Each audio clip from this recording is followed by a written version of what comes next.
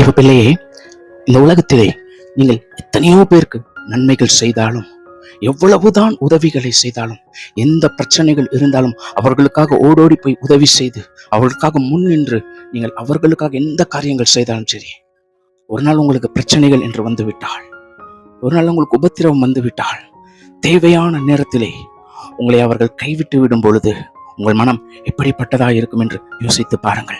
ஒருவேளை அப்படிப்பட்ட சூழ்நிலைகளிலே நீங்கள் கடந்து சென்று கொண்டிருக்கிறீர்களா? எவ்வளவு நன்மைகளை செய்தேன், எவ்வளவு உதவிகளை என் நண்பர்களுக்கு, குடும்பத்தார்களுக்கு செய்தேன். இன்னைக்கு பிரச்சனைகள் என்று எனக்கு வந்தவிடனே, உபத்திரவம் எனக்கு வந்தவிடனே, தொழிலிலே நஷ்டம் எனக்கு வந்துவிடனே, குடும்பத்திலே பிரச்சனைகள் எனக்கு வந்தவுடனே எல்லாரும் என்னை கைவிட்டு விட்டார்கள், எல்லாரும் என்னை ஏமாற்றி விட்டார்கள், என்னை விட்டு யாவரும் ஒதுங்கி போய்விட்டார்கள் என்று கண்ணீர் வடித்துக் கொண்டிருக்கிறீர்களா?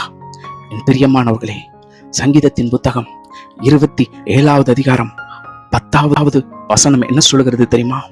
என் தகப்பனும் என் தாயும் என்னை கைவிட்டாலும் கர்த்தர் என்னை சேர்த்துக் கொள்வார் என்று. உங்களுடைய இருதயத்திற்குள் அந்த விசுவாசம் இருக்கட்டும். காரணம், இந்த உலகம் நிச்சயம் உங்களை கைவிட்டு விடும். அதுதான் இந்த வசனத்தின் வெளிப்பாடு. நிச்சயம் உங்களை ஏமாற்றுவார்கள். தகப்பன் உங்களை கைவிடலாம், உங்கள் தாய் உங்களை கைவிடலாம், ஆனால் இயேசு உன்னை கைவிட மாட்டார். அவருடைய கரத்தில் நீ இருக்கிறாய். இன்றைக்கு எல்லாரும் உன்னை விட்டு விலகி ஓடிவிட்டார்கள். அனாதையாய் இப்பொழுது நிற்கிறேன், தெருவிலே அனாதையாய் நின்று கொண்டிருக்கிறேன், எல்லாம் இழந்து ஒன்று கூட இல்லாமல் எல்லாராலும் மோசமாக்கி விட்டேன், மோசம் போய்விட்டேன் என்று அழுது கொண்டு இருக்கிறீர்களா? பயப்படாதிருங்கள், உங்களுடைய கண்ணீருக்கு முடிவு வந்தது என்று கர்த்தர் சொல்லுகிறார். நான் உன்னை கைவிடுவதில்லை, உன்னை விட்டு விலகுவதில்லை என்று என் தேவன் உனக்கு வாக்கு கொடுக்கிறார். பயப்படாதே, தேவன் உன்னோடு கூட இருக்கிறார். நீ ஜெயத்தை காண்பாய்.